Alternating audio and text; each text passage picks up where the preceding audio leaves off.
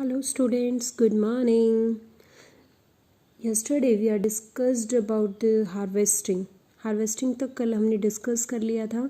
आज हम आगे बात करेंगे दैट इज़ स्टोरेज, यानी कि हार्वेस्टिंग करने के बाद हम स्टोरेज कैसे करते हैं.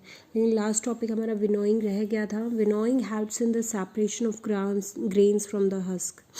जो हस्क होती है उससे जो ग्रेन्स हमें सेपरेट करनी होती है. जैसे घर में आपने मम्मा को देखा होगा जब गेहूँ वगैरह की सफाई करती है तो वो जैसे फ़ैन ऑन करके और ऊपर से गेहूँ को गिराती हैं, जिससे कि जो लाइटर पार्टिकल्स होते हैं वो दूर चले जाते हैं और जो हमारे सीड्स होते हैं, जो हमारी फसल, हमारे वीट होते हैं, वो अलग आ जाते हैं. तो उस प्रोसेस को हम बोलते हैं विनोविंग.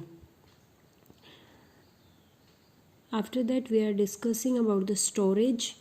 अब प्रॉपर हमने उसको फसल बहुत अच्छी हो गई हमारी, उसकी कटिंग हो गई, हार्वेस्टिंग सब कुछ हो गया, हमने उसको सेपरेट भी कर लिया.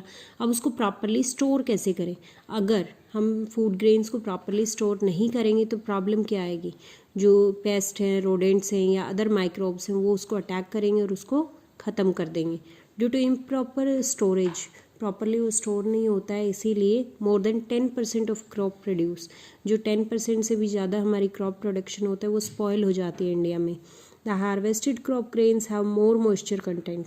जो हार्वेस्टेड जब जैसे अभी अभी हमने फील्ड से लेके आए क्रॉप्स को तो उसके अंदर मॉइस्चर कंटेंट बहुत ज़्यादा होता है, जो नमी होती है वो बहुत ज़्यादा होता है. इसीलिए उसको स्टोर करने से पहले हमें प्रॉपरली उसको ड्राई करना चाहिए in the sun. Should be dried in the sun to reduce the moisture content. जो मॉइस्चर कंटेंट होता है उसको रिड्यूस करना चाहिए. On a commercial scale however mechanical dryers with hot blowing air are used. अगर commercial scale पर हम बात करते हैं, ये तो हमने बात की हमारे लेवल पे, लेकिन अगर कॉमर्शियली जब हम बात करते हैं तो मैकेनिकल ड्रायर्स की हेल्प से उनको स्टोर किया जाता है, उसको सुखाया जाता है और फिर स्टोर किया जाता है. This prevent the attack by insect, paste, bacteria and fungi. इससे क्या होता है, जो इंसेक्ट, पेस्ट, बैक्टीरिया लगने का डर होता है वो नहीं होता है. The dried food grains are then stored in suitable storage container. उसके बाद उनको सूटेबल जो स्टोरेज कंटेनर्स होते हैं उसमें स्टोर कर लिया जाता है. On A small scale farmer store grains in jute bags और मेटेलिक बिन्स.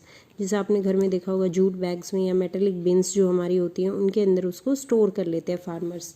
लेकिन अगर कॉमर्शियल स्केल पे हम बात करें तो फूड ग्रेन्स को गनी बैग्स के अंदर, जैसे कि आपको पिक्चर में दिख रहा है, these are the gunny bags, इनके अंदर स्टोर किया जाता है, या फिर सिलोज जो टॉल सिलेंड्रिकल होते हैं उनमें स्टोर किया जाता है. The gunny bags filled with the dried food grains. उसके अंदर ड्राइड फूड ग्रेन्स को फिल कर दिया जाता है और ये they are kept about 60-70 centimetre away from the walls. उनको वुडन प्लेटफॉर्म्स पर, जो लकड़ी के प्लेटफॉर्म्स होते हैं उनके ऊपर रखा जाता है, लेकिन दीवार से 60 से 70 सेंटीमीटर की दूरी रखी जाती है. और जो ग्राउंड होता है उससे भी 10-15 सेंटीमीटर ऊपर रखा जाता है ताकि उनके अंदर किसी भी टाइप से मॉइस्चर एंटर ना हो सके. Pathways are provided. उनके बीच से जगह दे दी जाती है ताकि जो पीरियोडिकली इंस्पेक्शन हो उसके, उनके ऊपर स्प्रेइंग करनी है या कोई और प्रोसेस करना है तो उसके लिए हम उसको प्रोटेक्ट करने के लिए वो कर सकें.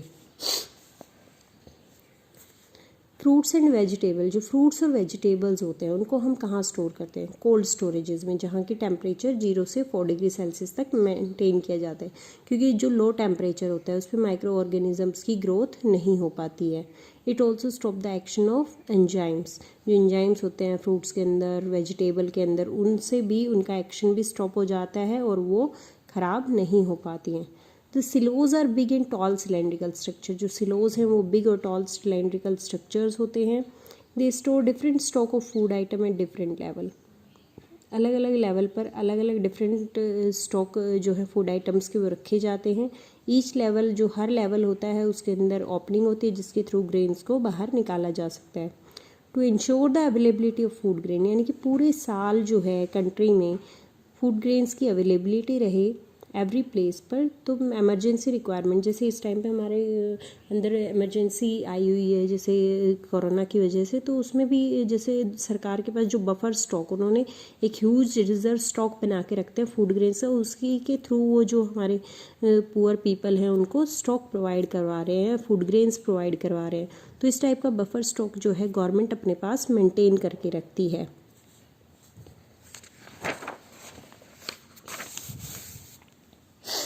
उसके बाद increasing crop yield. Crop yield को बढ़ाया कैसे जाए। To fulfil the food requirement of such a large population, इतनी लार्ज पॉपुलेशन की जो फूड रिक्वायरमेंट है उसको हमें बढ़ाने के लिए, उसको फुलफ़िल करने के लिए हमें क्या करना पड़ेगा, जो फूड ग्रेन्स का प्रोडक्शन है वो इंक्रीज़ करना पड़ेगा। और country has achieved success in increasing the production, कुछ हद तक हम उसको अचीव करने में सक्सेसफुल हैं, लेकिन अभी भी हमारे पास इतने नई डिस्कवरीज टेक्निक्स आ रहे हैं जिससे कि हम धीरे धीरे उसको और ज़्यादा बढ़ा सकते हैं। बेटर इरिगेशन फैसिलिटीज़ दी जाएँ, फर्टिलाइज़र मैन्योर का प्रॉपर यूज़ हो, जो नेचुरल मेथड है न्यूट्रिएंट्स को रिप्लेनिश करने के सॉइल में वो यूज़ हो, पेस्ट इंसेक्ट से प्रोटेक्शन हो, यानी कि use of better crop varieties, जो क्रॉप वेराइटी जो सीड्स हैं वो बेटर क्वालिटी के यूज़ करें हम, तो उससे भी जो हमारी क्रॉप यील्ड है वो बढ़ सकती है। आज के लिए इतना ही। After that we will discuss about the hybridisation in Green Revolution. Okay.